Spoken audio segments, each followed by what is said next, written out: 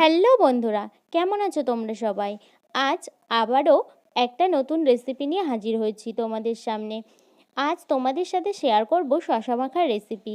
তোমরা কে কে আমার মতো ট্রেনে গেলে শশা মাখা খাও? কমেন্ট করে অবশ্যই জানিও। প্রথমে শশাগুলোকে কেটে ধুয়ে নেব। তারপর ভালো করে খোসা ছাড়িয়ে নেব। তারপর দুই মুখ কিন্তু কেটে বাদ দিয়ে দেব খোসা ছাড়িয়ে নেওয়া হয়ে গেলে। তারপর একটু বাদ রেখে চারফালি করে শশাগুলোকে কেটে নেব। তারপর একটা বাটিতে লঙ্কা গুঁড়ো, বিট নুন ও জলজিরা দিয়ে একটা মশলা বানিয়ে নেব।